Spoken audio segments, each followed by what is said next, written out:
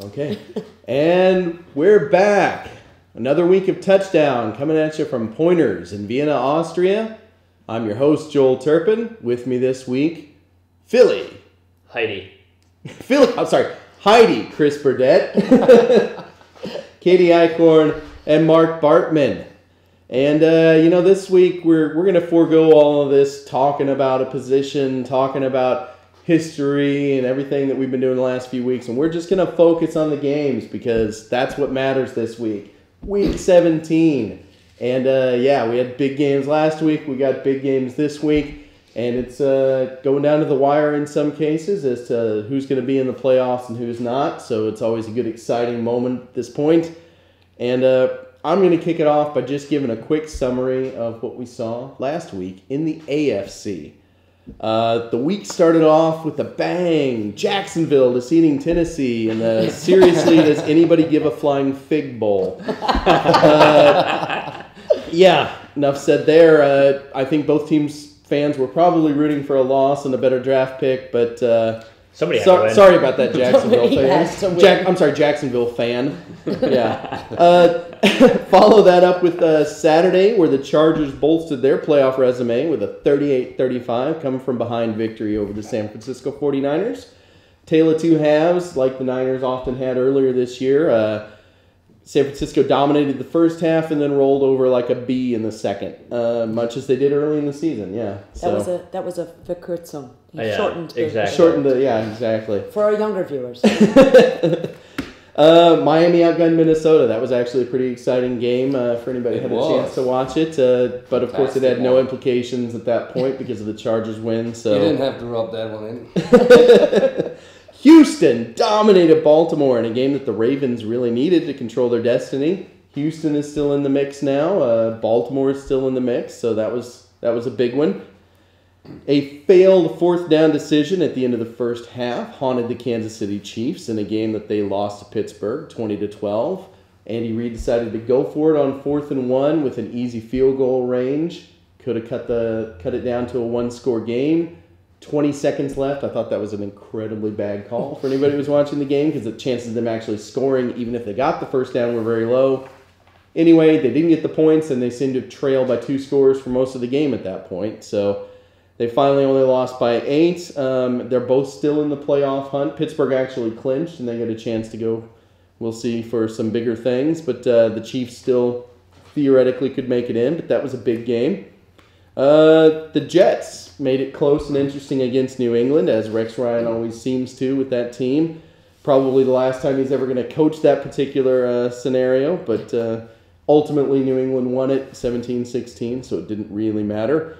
Yet another nail in his coffin. Oakland upset another playoff contender with a 26-24 defeat of the Buffalo Bills. Their running game basically disappeared on them, forcing journeyman quarterback Kyle Orton to remember who he is and toss a couple of game-changing picks. Indianapolis proved not quite ready for prime time. They were embarrassed by the Cowboys 42-7.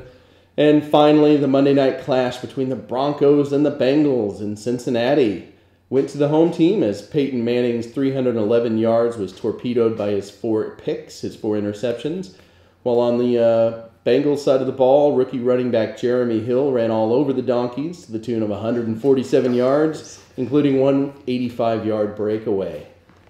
Well, Cincinnati found a rush defense. Yeah. Who knew? Who knew that would happen? If it was a defense at all, it was pretty impressive, actually. Cincinnati's defense can come to play occasionally. They just sometimes take weeks off. I think it's in their contract. It's really impressive what they did. Hopefully, the playoff week is one of their on weeks. We'll see if that's contractually. History would not seem to be in their favor on that, but nonetheless. Mark, okay, what do you got for the NFC? NFC? What happened last week in the NFC? The Packers had to face the Buccaneers, and the only thing these two teams had in common that day was the Bay in their names. Otherwise, the Packers just destroyed the Buccaneers. Philly had to face Washington. It was a close one in the end, but despite leading at halftime 14-10, Philly still lost 24-27. Ouch. Does anybody have Hail to the Redskins up and ready to go? We could play that real quick. I'll see if I can find it. You go ahead. No, they buried all their playoff hopes. And yeah, Mark Sanchez opening, lost the fumble, 2 interceptions. His fantasy stats were great, but in the end, we said it earlier on a couple of weeks ago, he would disappoint the Philly fans. He certainly did at that time. Can you get anything better right than that? You know what I mean? Like, get something else right. Try to be specific. Right. Come down on that. All right, the Lions had to face the Bears. The Lions already clinched their playoff berths with the Philly loss, just to rub it in one more time. Thank you. And yeah, the Lions put forth a crap performance against a terrible team. Yeah, we do that. That's good. It's festive on this. I'm gonna go cry. I'm gonna go cry now. Thanks, Joe.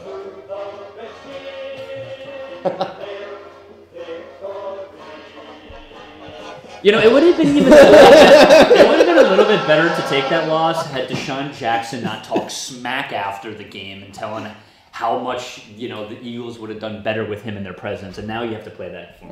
Joel. You're welcome. Nice, I appreciate it. Go ahead, Mark. Sorry. No, the only one that really impressed me in the Lions-Bears game was the quarterback, Jimmy Clausen, who stepped in and he threw 200 yards. He threw a touchdown. Doesn't seem like really good figures, but he was more like let down by his receivers. They had 7 drops and his stats could be way better. I think he could be the quarterback for the Bears' future there. I kind of picture Coach Mark Trestman on the sideline just kind of doing that quarterback whisper thing. He was like, "You can do this, Jimmy." I think so, yeah. I was thinking like suddenly he's good. It was Santa Claus and... It was meant to be on Christmas. Santa Claus. Okay, yeah. See, it was a Christmas. It was Christmas themed performance. Maybe. Then we have the Browns and the Panthers. You just told me early on you didn't see the game. Well, it didn't look like to me that Cam Newton was in a horrific car accident 2 weeks ago. He played a fantastic game. It was basically him and Jon Stewart destroying the Browns on the ground, and the running back, not the comedian. Yeah, I was just picturing Jon Stewart throwing or exactly. Sure, fair enough. No, the running back, Jon Stewart. Yeah, and Maciel. No, he didn't do anything. It was still a close game, but the Panthers managed to win it 17-13. Then the Falcons and the Saints. A very, very interesting game to me. It was a huge game, but yet a disastrous one for the Saints. Altogether, watching it, I felt like it was a crappy game. It was amusingly for the fans because we had in the first half, we had more fights than first downs. So that was pretty cool to watch. Besides the Saints opening 99-yard kickoff return and then the following Mark Ingram touchdown, the Saints had just nothing. It was only in the fourth quarter that they scored their second touchdown, and Atlanta just won it 30-14 and basically took the Saints out of the playoffs. And then we had Seattle and Arizona. Seattle did what was expected of them. They destroyed Arizona. Arizona is just having too many injuries at the moment. They're missing too many key players. Seattle easily won 35-6, and I was impressed. Wilson, Lynch, a good combo, destroyed them on the ground as well. Yeah. I obviously it would be of great interest to everybody to see how that would have played out in an alternate universe where Arizona actually had their team. Yeah. I think, the way Seattle's playing right now, probably they'd beat anybody, but at least it would be fun. You've got this game that should be for all the marbles. It should be something we're all excited about watching, and it was so anticlimactic to just have, Ryan freaking Lindley as the quarterback of Arizona. And all right, anyway, going to talk a little bit, just real quick, get some quick impressions on people that we think had outstanding or subpar performances this week, just people that stood out or in one way, positive or negative, as the people that got the chance to watch the games, that puts me out of the mix. I'm intently at fair enough. You were talking just now about the New Orleans game. I'm going to throw out Drew Brees as a disappointment for the season, but specifically for this game, he looked lost. He looked bad, overthrowing receivers. There was nothing there, and I don't know what the deal is with him, because the arm strength seems to still be there. It's not like sometimes you're wondering with Peyton Manning, okay, is he losing a little zip on it and that's why? But, the arm strength seems to be there just fine. It's just he doesn't seem to be in sync with his receivers at all. And what disturbed me the most was the arm strength is there, the accuracy is there, but yet he's like always so close to an interception. Yeah. And it's like he's basically putting his wide receivers at risk. Yeah. And trying to do too much, maybe, perhaps, trying to win it all. Play calling issues. And, there could be little things with like Jimmy Graham's injury that slow him down and throw off the timing, but normally you would think somebody like he would adjust and make the difference, and he's just not doing it. As far as players that played well, people are going to talk about, I'm sure, about Tony Romo and Marshawn Lynch or whatever. They both had amazing games. Phillip Rivers' second half was pretty impressive to bring the Chargers back. I want to talk just for a moment about some guys that aren't going to be in the picture much longer, but are setting up for an interesting, perhaps next season, and that's the offensive cast of the New York Giants. Specifically on the passing side, they're missing Victor Cruz still, who went out for the season, their wide receiver who was such a superstar for the last couple of years. And yet you've got this crazy rookie who just catches everything and turns it into gold, Mr. OBJ, Odell Beckham Jr. OBJ. I'm digging it. Yeah. I'm digging the nickname. 148 yards, 2 touchdowns, and, seemed like he could have gone off for twice that if he'd had a few more balls thrown his way, which probably was true because Ruben Randall went for 132 and a touchdown, and this guy is not that good. So comparatively, Eli Manning, the other Manning, Manning 391 yards, 3 touchdowns, looked like he was playing well again, and all of this against the St. Louis Rams defense that has been one of the best in the league in the second half of the season. So it's really impressive what they did, and if I were, say a Philly fan, I might be a little worried going into next year that not only is Dallas playing good, but that the Giants might be Joe, back. we have enough things to be worried about. Fair enough. Don't mean to rub it in, but preseason heart attack. If I was a Washington fan, I might be worried that I'm only going to get 2 wins next year instead of the 3 or 4 that I'm going to end up with. Exactly. Thank you for clarifying. Anyway, those were some guys that stood out to me this week. Anybody else have anything they wanted to... Yeah, for me, I go Peyton Manning. I mean, listen, this has always been the knock on the guy as well. Can he manage a full season, getting into the playoffs? Can he lead a team through the playoffs and get a Super Bowl win? Yeah, I'm sorry, if you say disappointed, I might agree, bad or something. If you talk about Peyton Manning, I wouldn't call it bad, yeah. 4 picks. 4 picks. Yeah, two touchdowns, 4 interceptions. I mean, and also I think the thing for me that concerns, when I thought about this topic, I thought not just about last week, but also about how these guys have been doing leading up to the last week and maybe what that gives their chances on moving forward. So, listen, Peyton Manning, he had 3 interceptions through the first 7 games of the season, and he has managed 12 interceptions in the last 8 games of the season.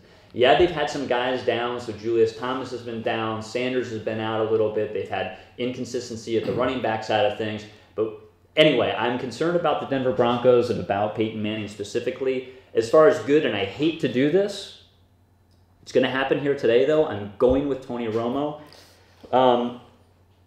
Cowboy blue necktie today, gentlemen and lady. I am really not doing well to say the least, but I mean, listen, he's taken over the quarterback rating for the league at this point, 114.4. The guy's just been extremely solid. Whether guys are trying to put pressure on the quarterback, he's able to scramble, get away from the pressure. And listen, he has the tools. There's an offensive line that's been solid all season long. Obviously, we've talked enough about DeMarco Murray all season long, along with Des Bryant, but it's also the role players as well. They've got a slot receiver in Cole Beasley, little white dude that runs around and catches balls and gets into the end zone. It's just... Did you really need to preface that he was white? His name is Cole Beasley. Probably not. Probably not. But yeah, listen, he's had he's had some injuries. There's obviously a lot of pressure always on the Dallas Cowboys. Last week he had 4 touchdowns, no interceptions. 18 for 20 passing, pedestrian yards was like 218, but 18 for 20, 4 touchdowns, extremely proficient, extremely effective. He looked absolutely fantastic. And I hate to say it as well, the Dallas Cowboys are looking quite well. Although he may be out this week, he's got some back issues as well. Wouldn't be surprised if they sit him just to get him relaxed. And kind of feels weird to be in December in the season. I mean, talking about Tony Romo as a potential MVP. I don't feel candidate. Normally you're saying Tony Romo. You don't say Tony Romo has a lot of tools. You say Tony Romo is a tool in December. So that's all the time. That's a big change of pace for things. Yeah. Nearly had a touchdown spit take right there. Mark? Well, I was most disappointed by Andrew Luck this week. And thinking back, just last week's show, he was amongst the top of nowadays quarterbacks, and then he plays such a terrible game against the Cowboys. And thinking of the playoffs ahead, I think there might be a big problem for the Colts. He just had a little over 100 yards thrown, 2 picks again, and their ground game is terrible. They managed against the Cowboys an impressive 4-yard total, Richardson and Heron together. No, but I think Andrew Luck lost it a little bit over the last couple of weeks, and he's always been prone to these turnovers, a lot of interceptions, and a lot of fumbles as well. He's very much hit or miss. It's either he's having a game where you're going, "Who is this kid?" or going, "Where is that kid?" Yeah. And on the other hand, Cam Newton impressed me a lot, and I think. Unfortunately. He's sort of like my dark dog here, but I think he can take his Panthers quite far. Mm-hmm.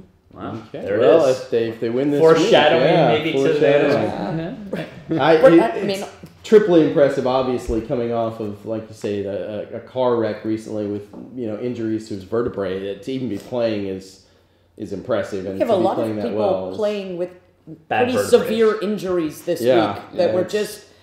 I highlighted the reason that I like American football versus soccer. You don't want to roll around and get an Academy Award. You want to play through the pain as opposed to being rewarded for whining like a little bee on the ground. I highlighted this several times to my football watching friends where I said, that's why it's better. Yeah, there you go. Okay, so I guess Katie, now you're going to talk a little bit about the AFC playoff scenarios. Yes, I am. Should this week's games never take place, we stop right now. Here's what would happen in the AFC. We'd have the Pats and the Broncos with a bye week, the Chargers playing at Cincinnati, and the Steelers playing at Indianapolis. Now we do have a whole other week to play, and that Chargers spot is up for grabs, with 4 teams vying for it. Now, the Chargers themselves, obviously. We've also got Baltimore looking at it, Houston, and Kansas City. A variety of things would have to happen for any of those teams to get in, involving numerous wins and losses. I'd have to say Kansas City's got the slimmest hopes. They do, but they've also got the pivotal role because they have to beat the Chargers for anything. They kind of have their fate in their own hands to some extent, but they need Baltimore to lose and Houston to lose or tie. Yep. So we've got a number of interesting games coming up. We've got home field advantage going to New England. We've got some people vying for home field advantage. Spots still up for grabs. AFC title within my division, and that will be determined by the outcomes of Cincinnati and Pittsburgh and Cleveland and Baltimore. So how could this all play out? I'm not going to read through each and every what if, because we'll cover a lot of that when we talk about individual games. But I'd say, well, I don't know, really. I'd say I would hate to see both Baltimore and Pittsburgh in there, but it's one of the more likely scenarios. Houston, meh. Kansas City, outside chance, but I do like to root for an underdog. And after I lost my whole 13-game betting scenario, or as Mark and I lost together the 13-game betting scenario, why not Kansas City? Why not? It's been a rough week for the touchdown team as far as being eliminated from the playoffs. we should all take our helmets and put them over. Yeah. Sorry. Dave's still off Somebody celebrating. play taps. Yeah. But, three out of four panelists out. Sorry. Fair enough. All right. Well, Philly, I think you're going to talk about the playoff picture in the NFC a little bit. Yeah, it's a lot more solidified as far as the teams that are going through. I mean, we have 5 teams at 11-4, and they're all making it through. That's Dallas, Detroit, Green Bay, Seattle, and Arizona.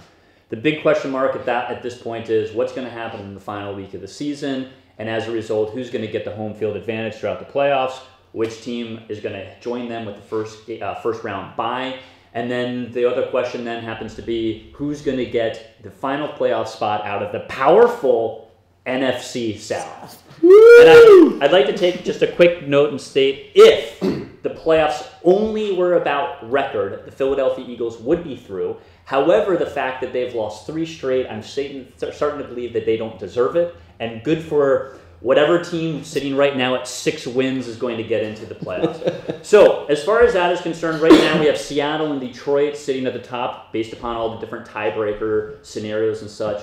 So Seattle would actually get home field advantage, and then Detroit would join them with the first week bye. Obviously, only time will tell. Big game at Detroit at Green Bay, so that could obviously shake things up, especially the fact that it's at Green Bay, and we know how strong and powerful the Packers are there. And as far as the rest of the games, as we stated, the last one that really is still open is that NFC South, and who would have thought at this point Carolina versus Atlanta, 2 teams with 6 wins coming into the last game of the season, would actually have such tremendous impact on what's going to happen. It's a win or go home for both teams. Right now, Carolina is through with the advantage of having a tie against Cincinnati, I believe it was during the year. Indeed. But realistically, it means nothing. It's a win or go home situation. In a lot of ways, it's actually why I kind of like the way that the playoff scenario is set up. You have to win your division. At the end of the season, it becomes extremely important, those divisional games. And hey, right now we see it. 2 teams that will have a losing record. One of the 2 will get through. And interesting times. I'm trying to get myself back up after the loss of the Eagles to the Redskins last week and losing the hopes. But go NFC, I guess, in the short term. Sure, absolutely. Why not? Yeah. Okay, well, I guess we're ready to move on to the second half then. We'll talk a little bit. I'm just going to play the rest of this when we go out.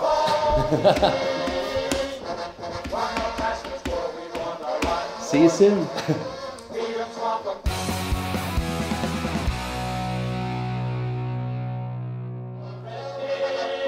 And we're back. We've been listening to this the whole time, just on a repeat, basically, while we had our little water break, and it's been a good time. Yes, it's. You guys are all jerks. Have I mentioned that? I think that was established long ago. Yeah. All right. Anyway, get back to the land of reality, where the Redskins are a really, really bad team. Go Chargers! Don't have to worry about it. Oh, ouch. Low blow. That hurts right there. Teetering on the edge, teetering on the brink. Okay, well, let's talk about what's really important, though. Forget all this real football stuff. Let's talk about our picks and how that's coming out for the season. Real quick, first, I'm going to update this week's games, or last week's picks, sorry. We had Kansas City at Pittsburgh. Pittsburgh won that. Myself, Philly, Chris, and Dave all called it correctly, while the people that stood by the Chiefs, Mark and Katie, well, they found out what that's like. Yeah. Denver and Cincinnati. Only myself called the Cincinnati win at home, and as we all know, that's the way it played out. The rest of you took a loss on Denver. Seattle at Arizona. Only Dave took Arizona. Only went out on a limb. Thinking? He was thinking, when are we going to believe in the Cardinals? Jeez. And I'm thinking maybe next year when they got the quarterbacks back, because it's too late now. We should have got on the bandwagon early and then jumped off like anybody that was smart did. Man. And then Indianapolis at Dallas, where Dallas won, although inexplicably we all took Indianapolis except for Dave. Although mine was fair enough on a coin flip. I should have just gone with Dallas. Mine is anyway. Just, I cannot root ever for Dallas. Fair enough. Only Dave got a point there. I make picks out of principle as well. Exactly. Yeah. For the week then, I went 3-1. Philly, Chris, and Dave went 2-2. I'll take it. Katie and Mark 1-3. Okay, so here we are though. We're updating the season totals. Before I get to the actual full-on season, I'm going to talk about since week 5. Katie joined us. Mark hasn't been here consistently enough to include him in the mix, but we will mention that he's 12-15 so far in the season, so don't base your picks on him. There's one thing I got to say, guys, if you watch the show, I'm usually having only one correct pick. And do you know how hard it is to only come up with one correct pick each week? That's you true. know? Those odds That are takes pretty. skill. Yeah, That you does take take out skill. out the week where he went 4-1, and it Yeah, does no, get really that, It was a full moon or something. I'm Yeah, not sure what happened. exactly. So, probably. all right. Well, fair enough. So we're not gonna include him in the mix. In the since week 5 running, basically Dave has a 1-game lead with 34 wins. Joel and Chris with 33, and Katie with 29. She's 29 and 28. Hey, that's over 500. It's It over is. 500. I'll take that. Dave leading with 34 and 23. However, for the entire season, which is what really matters, the three-headed race. Sorry, Katie. Three-headed race between Joel, Chris, and Dave is going to go down to the wire. Joel is at the end. I'm running behind. I got some ground to make up. I got 41 wins and 35 losses, so I'm bringing up the rear. However, Philly Chris has made up a couple of games since earlier in the season. On the up. And he is now tied for the lead with Dave at 42 and 34. So we got a 1-game difference between myself and the two guys on the leaderboard. It is tight. We'll see how this plays out, if I've even got a chance to make it up this week, or if their picks are so close to mine that I'm right out. We'll see. I don't know. Much like Kansas City. Much You've got like that Kansas City, inside got that, chance. that little bitty chance to make up ground. We'll see. So, upcoming games, big week. So we're going to do 2 per panelist. Talk about them real quick. Not in a row. We'll split it up, make it a little more exciting. I'm going to kick things off with the Carolina at Atlanta game, which, as we've heard, is in some ways the biggest game of the week in the NFC because it's, win or you're out kind of thing. In other ways, it's kind of pathetic because they both got 6 wins coming into the game. Who would have thunk? Yeah, Panthers versus Falcons. The winner takes the NFC South. The winner gets the 4th seed in the NFC, as we've said, and they get a home game to boot, probably against Arizona. Both teams have been mediocre all season. Obviously, if you got 6 wins, that's the way it is. Mediocre call might it. be Yeah. generous. Both started with a bit of promise and then faded quickly, only to creep back into the playoff picture when New Orleans, the team with the actual talent in that division, decided to just disappear off the face of the map. I don't know. To me, Carolina is the interesting one of the two. They got this formerly strong defense that's been suspect for most of the season, but it's kind of slowly come back from the brink in recent weeks. And if you look, their run defense is getting better. They're slowly just playing. If you look at a certain point, okay, in the last 5 weeks against the run, they're not so bad, that sort of thing. But anyway, yeah, they are getting better. For a while, they were just Abysmal. Yeah, abysmal. They just disappeared, which was weird because we all assumed Carolina, that was their strength after a playoff run last year. Cam Newton has looked better playing with basically a broken back than he ever did beforehand, which, again, a little odd, but okay. Take one for the Gipper, yeah, really. Take one for the Gipper, and either that or who knows. The Falcons, to me, though, are less inspiring. I don't think they're very good. And again, 6 wins. Of course, they're not very good. Back-to-back season's not good either. Yeah, they've got a solid receiving core when it's healthy. Matt Ryan is a serviceable, middle-of-the-road NFL quarterback. He's never quite developed on the promise that everybody thought he had. But, he's okay. If you got him as your quarterback in your fantasy league, you probably play him every now and then, From time to time, he comes off From the bench. time to time, he comes off the bench, exactly. They've got no running game to speak of. Steven Jackson's pushing 60, I think. And, the other guys just haven't quite come on like we hoped they would. The defense has holes all over the place, but it's in Atlanta, so it's a tough one. I don't care. I'm saying Carolina wins it on the road. They're the more interesting team at this point to me. They earn the chance to get blown out at home by whoever ends up with the 5 seed. I mean, it's evenly matched at least. So if you're going to talk about watching 2 teams that are relatively crappy, at least they're equally crappy, which keeps it interesting. Yes. Yeah, I like Carolina too. I watched them. Newton handily work against the Browns. Not that that's particularly difficult, but playing with the injuries he had, that makes that performance all the more impressive. I go with Carolina as well. Well, I think it's a tough choice. as you guys mentioned, both teams kind of crappy, but Carolina definitely having the better running game. On the Atlanta side, they're definitely having the better passing game. I think it will come down to defense, and the Atlanta defense really sucks. So I give that one to Carolina. So I'm going to change it up here a little bit. 2005, I was down in Atlanta for the opening Monday Night Football game, Philadelphia Eagles against your Atlanta Falcons. And I'll tell you what, the environment down there is electric. It's in the Dome, in the Georgia Dome. They're going to bring the sound. They're going to bring the noise. Are they bringing the fun? Home field advantage, simply. I'm going with Atlanta in this football game.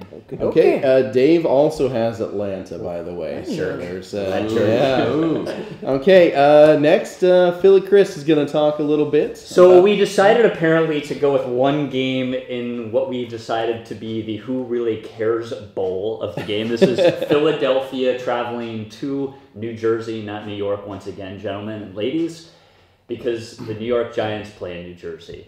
What's there to say? It's just really a pride game at this point. There's a lot of unsettled things at this point in New York. What's going to happen in the offseason? Tom Coughlin's job's been on the line. At the same time, he's won 2 Super Bowls, and every time he's up, they're bringing him down. Every time he's down, they're bringing him back up. Yeah, so that's what interested me about this game, I guess. Exactly. Roller coaster coaching. Roller coaster coaching, and listen, they've won 3 in a row.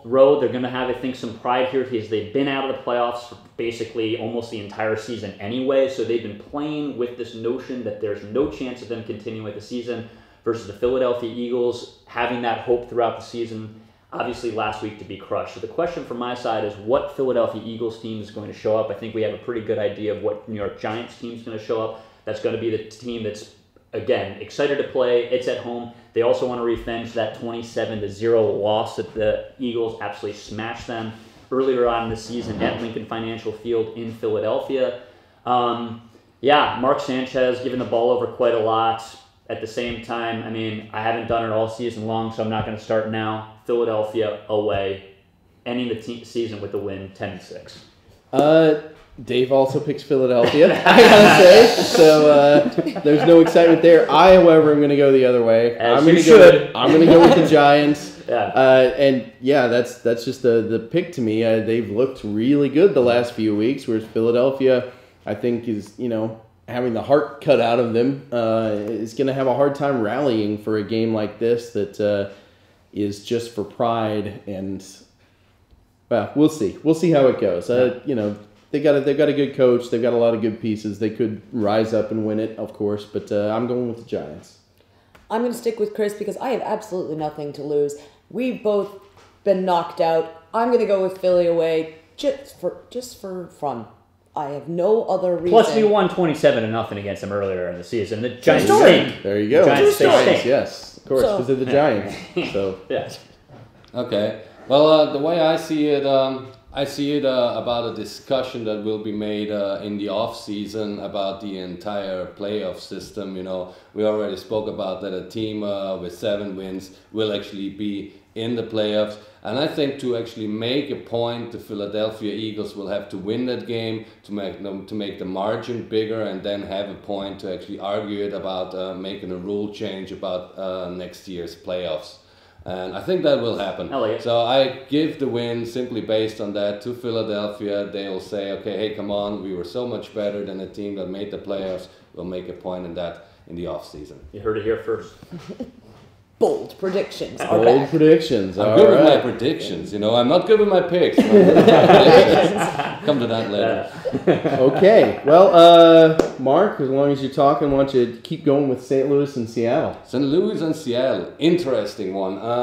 I remember back in week 3, we had a discussion about how the rule changing might affect the Legion of Boom. And it did until sort of like mid-season. But the last couple of weeks, not only the last couple, but the last 4 or 5 weeks, the Seattle Seahawks defense managed to climb up and take the number 1 spot on the defense. And they really adapted to that rule change. They play impressive. They can win any game for their team.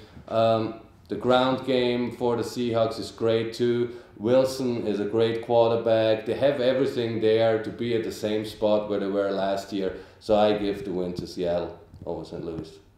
Yeah, nothing really to add from my side of things. I mean, I do like Jeff Fisher as a coach, and I think St. Louis has showed a lot, especially after such a bad start of the season rather, and the quarterback issues. But at the same time, they're playing too well. It's at home, Seattle. Yeah, I'm also going to go with Seattle. I was kind of hoping this would be a more interesting game before watching them just get decimated by the Giants this last week, and St. Louis, that is. And that kind of has taken me down a little bit on the St. Louis's defense is going to keep them in any game. Thought that it seemed for a while that didn't matter who they were playing against, they would make it close and make it exciting, beating Denver, things like that. Of course, if it was in St. Louis, maybe it would be a little more of a pick-em, a little more interesting scenario. But in Seattle really needs the win because they could still lose the division. They could still drop, quite a few spots in the playoffs. It's a big deal. So, I think Seattle wins it running away. My buddy Dave, who's not here, however, has gone out on a limb and is going with St. Louis. Wow, Dave. He's apparently all over the map this week. And if he ends up 5-0. It's an interesting pick because St. Louis, especially the last couple of weeks, they aren't really that bad. Okay, they lost last week, but regardless of how they did that season, they definitely have the core to be really good next year. They could get the quarterback. Sean Hill is okay. I don't think Sean Hill can be their quarterback. And Trey Mason is a great running back. They got Kenny Britt back. I like what I see there. Okay. The theme for my picks this week is nothing to lose. The Rams have nothing to lose other than to screw up Seattle's season. I'm going to go with Dave. Why the hell not? All right. Risking that 500 record. I'm just saying. Out on a limb. Or she comes out looking like a genius. Or she comes off looking like a genius. She's been slow balling us the whole time. Yeah. All right. I'm a pick'em shark. Yes. Little did you know. All right. What do you got here for Cleveland and Baltimore?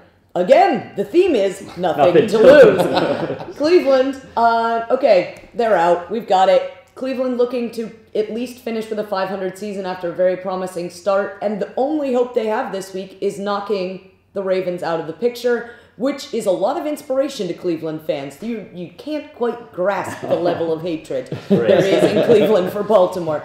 Unfortunately, they're playing in Baltimore. And we're just going to, we've talked about quarterbacks at Cleveland all season. Oh, good. Let's start a third-string, undrafted rookie. The name Connor Shaw might not mean anything to you. Maybe it'll mean something after Sunday. However, the guy has seen some snaps in a preseason game. He went 8 for 9 for how many yards? 126 yards and a TD pass in a preseason game against the Redskins. But it doesn't matter. Right now, the Ravens are looking to stay in the picture. They either have to win or tie. And if they tie, then a number of other things have to happen. Can they bounce back after this Houston loss? I'd say probably. The Browns' defense, moderately crap. Okay, terrible against the rush. And I think Justin Forsett, is going to come back into the mix for them. I'm going to toss the ball to Torrey Smith quite a bit.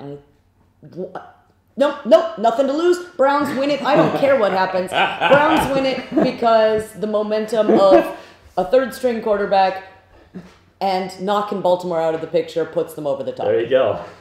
Here's me not giving Katie a sympathy pick this week. Yeah, well, I'm going with Baltimore. I just don't. They're the type of team that finds a way to win these games and get into the playoffs. And as much as I hate it, that's the scenario I see happening. Dave also picked Baltimore. Yeah, and Katie, I really would. You guys I would like to go with it, but I think Baltimore at home, they're too tough. Still solid defense. Baltimore. Okay, Katie, you were mentioning something about a third-string quarterback, but he saw some snaps in the preseason. Did he actually just see them, or was he on the field? He was on the sideline with a really good view. I'm not so sure about that. I've never heard about him. Well, you probably weren't busy watching Browns-Redskins preseason No, games. definitely not. No. I was probably one of 10 people watching Browns-Redskins preseason games. I keep wanting to play the theme song every time she mentions it. Anyways, what I see, I hate to say it, for some reason the Baltimore Ravens always manage to make the playoff one way or the other. And in order to make the playoffs, they have to beat the Browns, and I think they will. So I go with Baltimore. Okay. I asked for no Exciting sympathy. stuff. No. No sympathy today. That's okay. Chris, I'm going to throw it back to you, buddy, and let you do Arizona at San Francisco. Yeah, in a lot of ways, this is a bit of an interesting matchup. I mean, listen, there's two things that are certain here. At the end of this week, Arizona is continuing to play football, and San Francisco will not be playing football. At the same time, I think there's a lot that has to be said about this football game. Arizona is still playing for a chance of perhaps even a first-round bye. Weirder things could happen, maybe even a home field advantage, except although maybe they're out of that, but anyway, that doesn't matter. And from the side of the San Francisco 49ers, I mean, the question mark is all over the place. It's a team with a lot of talent. Major question marks as far as the locker room is concerned, the front office is concerned, and also obviously the coach. I think there's going to be a lot of energy from the San Francisco 49ers side of things. They're a team that, although they're sitting there out of the playoffs and aren't going to make it, I think they're going to play inspired football. They're at home. It's the last kind of chance that they can prop up that team and end the season, which has been a frustrating season for them, on a high note. So, and then when you look at it from an Arizona side of things, what's there to say? I mean, obviously the defense have basically carried them all season long. Question marks continue to be around at the quarterback position. Obviously Carson Palmer has been out for a long time. Now Drew Stanton, their backup quarterback, is out. Ryan Lindley played last week. They were going to bench him for a practice squatter, Logan Thomas, a rookie quarterback. They made the announcement, and there's now rumors that this is not going to happen. So the rookie quarterback off the practice squad, after one practice with the real team, they've decided to bench him again, so no chance there. Listen, there's inconsistency there, to say the least. Ryan Lindley, he's had 225 consecutive pass attempts without a touchdown. His quarterback, or his passer rating, is 46.9%. They're playing away at San Francisco. I think this is a San Francisco win. I don't see how the Cardinals are not bringing anybody in to at least give them a shot. I mean, there are guys out there. I was talking earlier off air with Katie that there's news out of Cleveland that they had brought in Rex Grossman from the 2006 Super Bowl Chicago Bears and some other guy, I don't remember who. But they were at least exploring their options. They were bringing guys in, and I hear nothing like that out of Arizona, which baffles me. They're just saying, hey, we're going to roll with Ryan Lindley in our playoff game. Play the hand you're dealt, I guess. And speaking of Rex Grossman, the Bears made the Super Bowl that season when he played absolutely horrific. So, hey, we've been dogging Arizona all season long. You never know. And we're continuing to dog them. It surprises me. Yeah. However, that's neither here nor there. Specific to this game, I want to pick Arizona. I want them to win and make things interesting, but I think San Francisco is going to have another one of these games where they win despite themselves. They don't really seem to want to win nowadays, but they can still put up 35 points on you even when they aren't trying all that hard, as they did last week against the Chargers. And I think that's going to be too many points for Arizona to deal with, even if it's half that. Maybe 17-14 San Francisco. Dave, however, sticking with the Cardinals. He's riding the Cardinals all the way, man. So all right. We'll see how that goes. Interesting selections, at least, so far Yes, this week. he definitely has. Nothing to lose. Third string quarterback or second string quarterback who with knows? unknown heritage. We know nothing about this kid. We're all going, Ryan who? Yeah. Lindley. Sounds very regal. Yeah, I like a nice. regal name. Ryan Lindley to win it. Go Cards. Okay. Done. I would be curious to know why Dave picked the Cardinals. To me, it is simply two things if I'm the Arizona Cardinals coach. I can say, well, we're already in the playoffs. We got the 5th seed for sure. We play either Carolina or Atlanta. Both are comfortable matchups, or matchups I'm comfortable with. And then there is the other option I have. I go and I say, if we win this game, I need Seattle to lose, and then we definitely have a bye week, regardless of how Green Bay and Detroit plays. So I have to weigh my options here, and the way my team looks at the moment, I'd be rather like, well, I'd like to have my bye week, So I put everything in to beat San Francisco, trust St. Louis to beat Seattle, and then I have my bye week. So I say Arizona will put all their effort in, and they'll beat San Francisco. There it is. There it is. His was far more well reasoned than Yeah. mine. Yeah. Put a lot of effort into But that. you're consistent, Katie, with your rationality. All right. San Diego at Kansas City, and this is a game with serious playoff implications once again. If the Chargers win, they're in. If Kansas City wins, the Chargers are out, and the Chiefs are still breathing, depending on how some other games go. Not likely, but they do both have something to play for, since all the games are going to be going basically at the same time, except for Pittsburgh-Cincinnati, which got moved late. Kansas City's the last possible team that can make the playoffs. They've got to win and have every other team that's involved in the process lose, basically.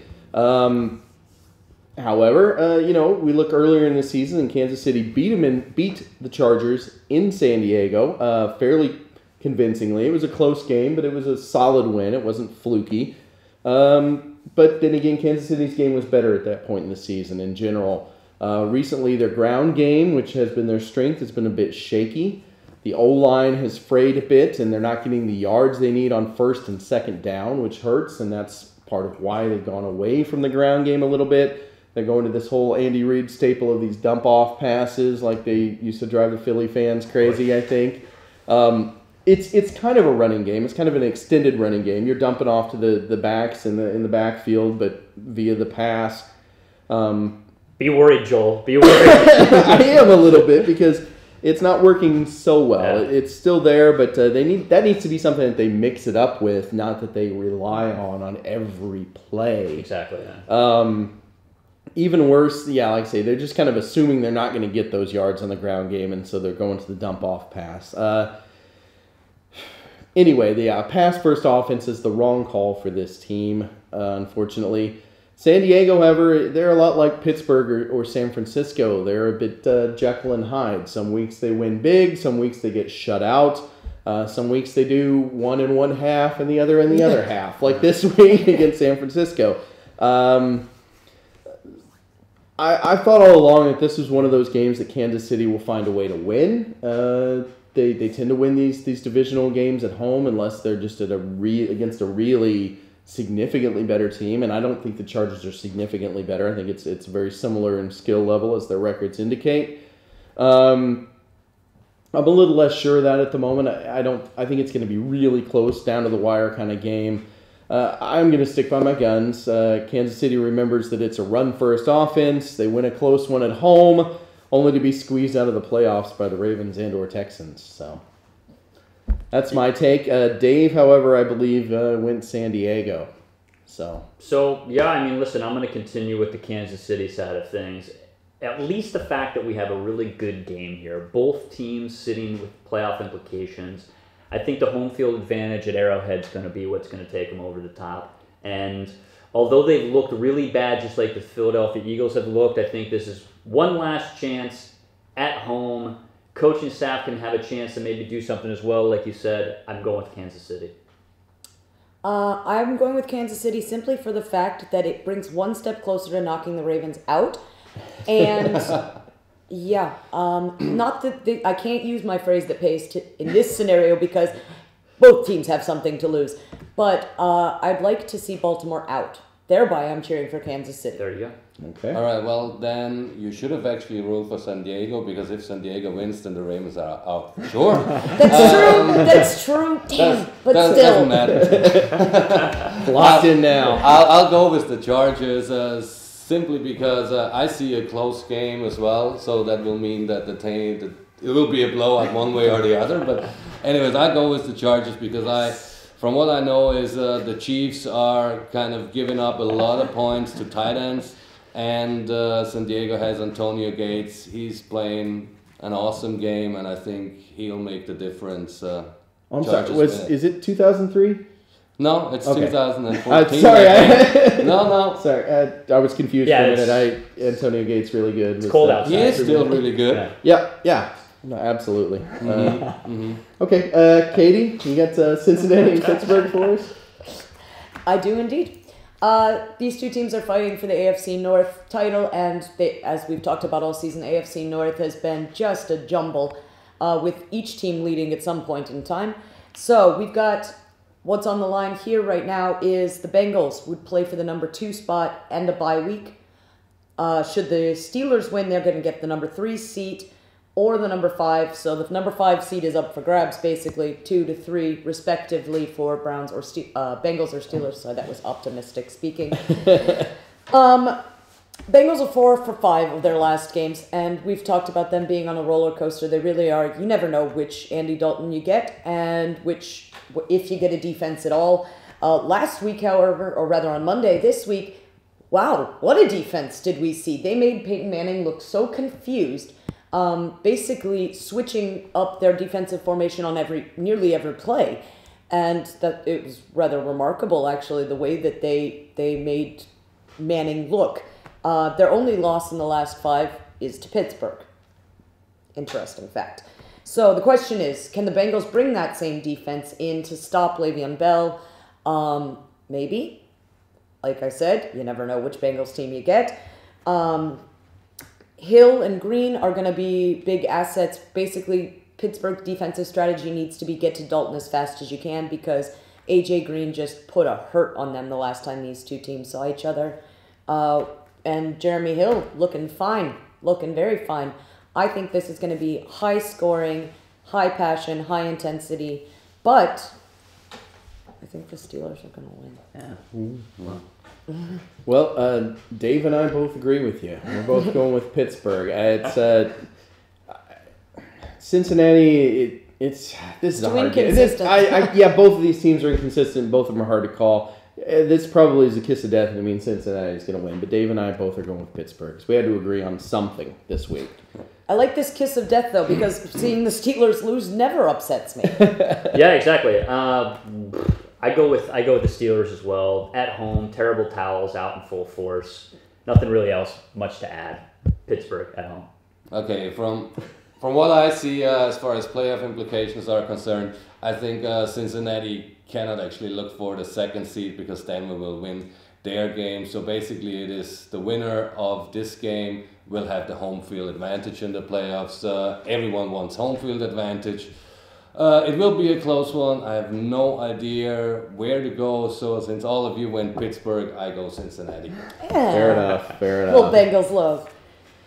Okay, last game of the week. Another one that I think is maybe potentially the best game of the week. You've got an exciting matchup. Yeah. Detroit at Green Bay. The winner is the division winner there, and the loser is the wild card. So let's hear about it, Mark. Exactly. That goes. The winner of the game will get the 2nd seed. The loser will have to play in the wild card playoffs. Green Bay plays at home. That's their biggest advantage. They're playing a solid game over the last weeks. I haven't seen really enough of the Lions that I can say I'm impressed and they could make it further than the wild cards. They have all the weapons out there, but for some reason they lack to use them. And Green Bay, just whatever they do, they make it right. And I see Green Bay winning that one easily. Okay. I just watched the movie A Christmas Story this week. Okay. It's a Christmas classic. And in that movie they're talking a little bit about football, and they mentioned the Bears and the Packers and the NFC North. And this is relevant because I think that may be the last time that Detroit actually won at Green Bay. It was sometime in that era, the 1940s. Green Bay's going to win it. They're going to win it going away. They're going to win it handily. They're a whole different team at home. Aaron Rodgers is going to put up 50 points against what's supposedly a good defense, and it's going to be a laugher. Dave, however, goes with Detroit. Yeah, I mean, listen, nothing much more to add from my side of things as well, guys. At home, in Lambeau Field, it's going to be cold. They're going to be fired up. Obviously, playoffs and seeding and home field advantage implications here. And as a result, from my side of things, it's Green Bay. You've covered it. You can't beat Green Bay at home. Well, you can, but not... The Lions can't beat Green Bay. Just try to make a point why Detroit could win that one. Try to feel into Dave and go like, why did he pick Detroit? I can't. Who tries to channel Dave's thoughts? That's losing. I think Dave was going for some exciting picks this week. He has a lot of more upsetting. Does he type have picks. perhaps nothing to lose? It's possible. No, I mean he didn't know what the standings were. Who knows? He's also been a bit on the Calvin Johnson Express since he's been back, and I think he also likes the fact that Detroit has a defense. Detroit has a better defense if you just stack them up side by side. And with if the there's Packers a team in from a vacuum. defense side of things that could perhaps go into Lambeau and shut down that really, really solid offense, I guess you have a chance of having it being Let's say Detroit. Detroit has a don't know. chance to stop Aaron Rodgers having an absurd game. But fact- to stop him yeah. altogether, I don't think so. I mean, it's impressive the fact that they have a shot basically at the 2 seed here. You know, if it all plays out, maybe even the 1. I don't know if No, Seattle the one. loses. No, the 1 is out. The Okay, 1 is out. but the 2 seed and the bye, and that's an impressive Significant. position to be in. And you know, I also think that Dave has mentioned several times. You know, teams that we haven't believed in all season, like Arizona and Detroit would fall in And that I think he's category. finally kind of fallen. You know, I want to pick teams that we're always picking against, and then they prove us wrong and they win. Because they've got everything in the bag. Why not throw out a crazy something? maybe. He's got everything he wants. Somebody's going to look like a genius this week. I just sure as heck hope it's me. Yeah. All right. Well, based on your picks, just real quick, if you know, who do you say who's in and out? Myself, for example, based on the picks that I have, Seattle and Green Bay would win in the NFC, be the top seeds. The Panthers and Cowboys would win their respective divisions with the Cards and Lions in the wild card. And then in the AFC, of course, you'd have New England and Denver as top seeds. Pittsburgh and Indianapolis as the divisional winners. And Cincy and Baltimore with the wild card.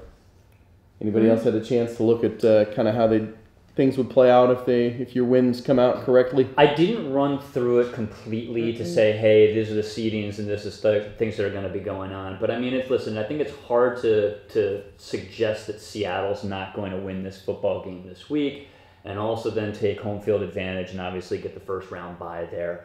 I'm excited about the AFC and what's going on there. To be honest with you, I don't really care too much about what's going on in the NFC South right now. Whoever wins that game, It's a nail biter. Come on. It's fine, but I think there's a lot of excitement that's going on in the AFC, which is for me one of the great things about American football. We've talked about this quite a bit. Unfortunately, we didn't see as much of that action happening on the NFC side as far as the last week is concerned, with only 2 additional teams possibly fighting to get into the playoffs. But you know, I like Baltimore. I know I've been up and down a little bit on Baltimore all season, especially with all the locker room shenanigans, to say the least, with Ray Rice and other types of things that have been going on. But yeah, I mean, I like Baltimore kind of coming in and maybe even making a small playoff run. All right, well, what I got here is pretty interesting. I got in the AFC, the Cincinnati Bengals will face the Indianapolis Colts. I see the Colts winning that, therefore they have to go to New England then. Then I have San Diego facing Pittsburgh. I think San Diego might even win that. They have to go to Denver then. And then I think we'll have the classic in the conference that the Patriots and the Broncos will face each other. In the NFC, I got Arizona facing Carolina, and I think Carolina can pull the upset there. Then they have to play Seattle. And then I got Detroit facing Dallas, and I think Dallas will make that one close, but yeah, and then they have to play Green Bay. A good matchup. Okay, well, if I've got this right, Dave now has Arizona as the NFC top seed, and Detroit is the number 2. And Wow. yeah, No, just and no. Atlanta. Wow. Why is he not here for I bold wish, prediction I wish day? he was here for all this. 'cause Like, it would be exciting. that is his little moniker, as Dave's Yeah. bold prediction, so he's done it. When So I- we would have San Diego Well, often coming enough, in it the turns out to AFC, be right. So I mean, I Yeah. didn't Gotta run through give my him that. NFC, what would happen in the NFC, but if I got the miracle of the Browns knocking off Baltimore and Kansas City winning, that would put Kansas City in. Well, we didn't discuss the Houston game. So No. that would be Oh, that's the true, one. we If didn't. Houston sneaks in and wins, That's then true, they would that's true, steal that's the true. spot. Houston so. had That's to the lose to last Jacksonville. part of the Yeah, puzzle. they got to Yeah, lose to yeah. Jacksonville, so that's pretty unlikely. Jacksonville's the thorn in random sides. Yeah. Much like the Raiders this season, they just like to screw everybody else's season up. Right. Which, okay, why not? We'll see. We'll see how it Screw, plays I forgot out. about that last piece Yeah. of the puzzle. Okay, well, I think we've covered all the possibilities and dissected this as much as we're going to this week. So I'm going to call it a week and come back to you after all the excitement has gone down. And I see can't. how No, things went. he's turned from Heidi into Pippi. We shall call him Pippi Longstocking. Perfect. Very good. Yeah, hopefully we'll see you again sometime, and thanks for joining us again, and we'll have a good one. Happy holidays. Happy Happy holidays. holidays. Cheers. Bye bye. Talk it up. Bye. Talk it up.